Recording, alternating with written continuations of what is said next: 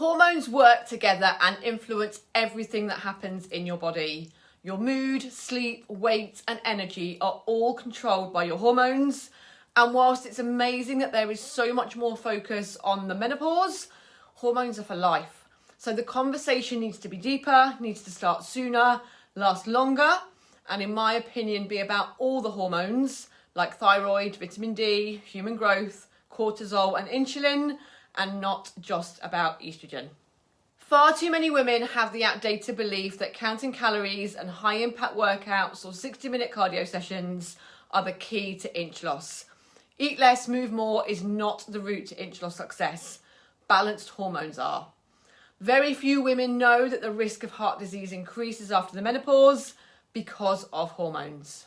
Many don't realise that often symptoms don't always present because of the main sex hormones. Sometimes the changes in menstrual cycle, in mood and libido are the result of a thyroid dysfunction, not estrogen, and therefore it's not the menopause. And HRT is not always the answer, and I'm not against it. It absolutely has a place. But not every woman can have it, not every woman wants it, and that pump of estrogen gel that you're applying could be causing more problems if the symptoms you're treating aren't because of estrogen. In this video, I'm going to share why I encourage all of my online subscribers, even those in their 60s, to track symptoms but not a menstrual cycle, and why you need to consider a whole body approach when you're exhausted, when you're forgetting your own name, and when you're frustrated that the diets and intense workouts you're doing are having absolutely no effect. For those new here, hi, hello, welcome. I'm Victoria, encourager, facilitator and motivator of all things women's wellbeing without fads, fuss or any faff. And if you already knew that, welcome back to my channel. All hormones work together. If one is out of balance, they all will be, which results in troublesome hormonal symptoms and wellbeing niggles that we often just normalise or ignore. Because the conversation is changing, you might be in your 40s now and accept that the menopause is on the horizon, but possibly believing it's going to be dreadful and that there is little you can do about it. But there is no rule book for how the menopause will be for you or when it will be. Although the average age is 52, you could go through it at 40. The perimenopause can last between 7 and 15 years. So you could be normalising your symptoms at 36 or at 45. Also know that no one will experience the same transition through the peri to post-menopause years. Some will sail through it, whilst others may need additional support and intervention. But you don't need to wait until symptoms start to show up to support your hormones or your well-being. Any well-being niggles that you might be experiencing as a result of your hormones, including poor sleep, inch loss resistance, muscle ache and pain or low energy, might not necessarily be because your hormones are declining, even if you are late 40s. Stress and gut health cause the greatest hormonal disruption and have their own symptoms, which might be mistaken for hormonal symptoms, such as brain fog, low mood, fragmented sleep. And as I said at the start, sometimes the symptoms you notice are the result of the other hormones. Nobody knows your body like you do, but sometimes we just become too busy to notice the changes or to spot the mild symptoms that we're experiencing until they become really problematic. And then they need deeper attention, and by which point other things have usually started to show up as well, because all hormones work together. And this is why I always encourage symptom tracking and not cycle tracking.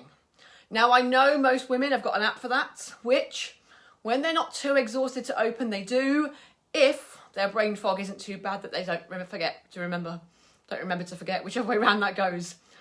But that cycle tracker does not give you information about your hormones. And if you're on the contraceptive, like the coil, if you had any procedures, or if you're post-menopause, you haven't got a cycle to track, but you have still got hormones. This is a symptom tracker I've created and I encourage all my clients to use. If you want a free copy, then there is a link in the description and pinned in the comments that you can click to get it. It is only by paying close attention to yourself and knowing what feels right for you, how you feel it and when you feel it, that you can recognise what your body needs from you and when it needs it.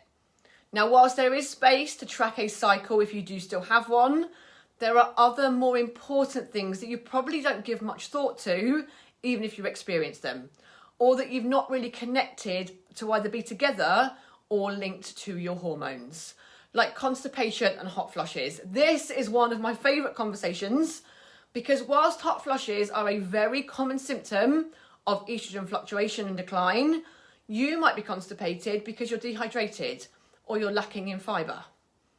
Now, if at the same time as the hot flushes and the constipation, you do notice with the help of the tracker that your muscles ache or they're painful, that your breasts are swollen or tender, or that your mood is particularly unsettled, then yes, it absolutely might be more to do with estrogen.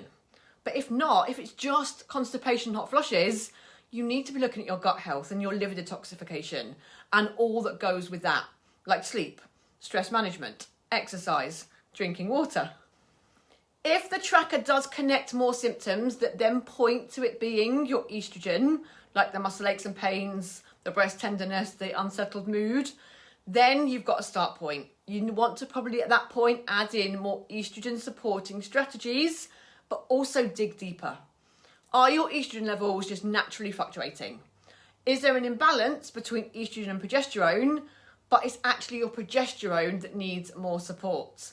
Or are you exposed to an excess of estrogen mimicking chemicals that are recirculating in your body and causing a disruption? And that's a whole other conversation. Decreased sleep and anxiety could be because your progesterone is out of balance, but it could also be because your testosterone levels are low. So again, by tracking, you'll get a clearer picture. If you experience these things in a pattern with the muscle aches and pains, the breast tenderness, the unsettled mood, then it could point more to progesterone. So again, is it just natural hormone fluctuation? Or is there an imbalance between estrogen and progesterone? But this time, it's the estrogen that needs the support. If the poor sleep and anxiety are all you're noticing and there is no other symptoms a week either side of that few days you notice it, then it's more likely to be your testosterone. And so your body needs strategies to support that. But if there's no pattern and you're just got fragmented sleep and anxiety, it could be because your mattress is old or the pillows are too thin or you're worried about a current challenge that you're dealing with. It is only when we start to really pay attention that we can identify a connection, an absence, an irregularity. And then you can start to dig deeper and add in the right strategies for you. Please don't normalise the symptoms you're noticing as being just your age or just your hormones.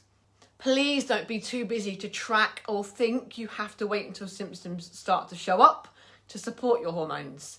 And please, please, please don't think it's just your ovaries slowing down that is affecting your hormones. Your adrenal glands, your thyroid, your liver, your gut and your nutrition all play a part. I hope you found this helpful. If you did, you know how YouTube works. Tap the like button, and if you want to see more of my videos, then tap the subscribe button too. Don't forget to download your free symptom tracker from the description or the comments. And if you found this one useful, you might want to check out this one. It's about hot flushes. Thank you for watching. I'll see you next time.